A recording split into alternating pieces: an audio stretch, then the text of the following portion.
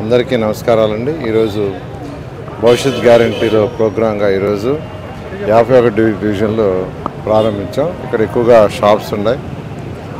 ఏ shop పోయినా వాళ్ళు ఒకటే చెప్తున్నారు, వాళ్ళ బాధలు చెప్తున్నారు.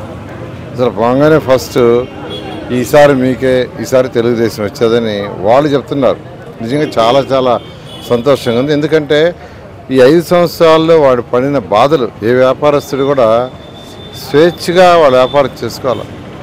నేను ఇప్పటికే యాక్చువల్గా ఒక 20 షాపులు తిరిగితే 20 షాపుల్లో ఒక షాప్ వాళ్ళు ఏంటంటే మా షాప్ మొత్తం ధ్వంసం చేసి మమ్మల్ని ఇక్కడ తరివేస్తే ఇక్కడికి వచ్చి పెట్టుకున్నాం అన్నారు.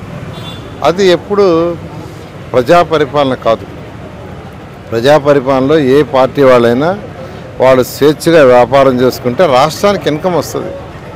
వాళ్ళు ఎవరైనా కానీ ఏ పార్టీ అయినా వాళ్ళకి ఇన్కమ్ వస్తే వాళ్ళు జిఎస్టీలు కడతారు, ఇన్కమ్ ట్యాక్స్ కడతారు. దాని ద్వారా వాళ్ళ ఆదాయం పెరుగుతుంది.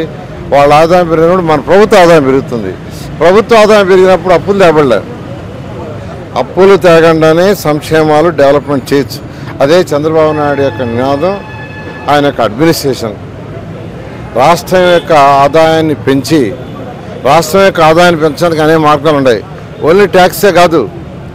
పూర్వకాలంలో రాజులు కేవలం ఆ ట్యాక్స్లే కలెక్ట్ చేసేవాడు, ఇంకేం ఉండేది కాదు. ఇన్కమ్ డెవలప్మెంట్ కావాలంటే వ్యాపారస్తులు చక్కగా వ్యాపారం చేసుకోవాలా, ఇండస్ట్రీస్ పెట్టాలా. అది ఈరోజు చంద్రబాబు నాయుడు గత 5 సంవత్సరాలు చేశాడు. బట్ ఈ 5 సంవత్సరాల్లో మొత్తం కొలాప్స్. ఆయన చేసింది కూడా వీళ్ళు కొలాప్స్ చేశారు. 2024లో రాబోయే 2-3 నెలల్లో ఎలక్షన్స్ వస్తున్నాయి. రాష్ట్రంలో అత్యధిక మెజారిటీ సీట్లో తెలుగుదేశం వస్తుంది.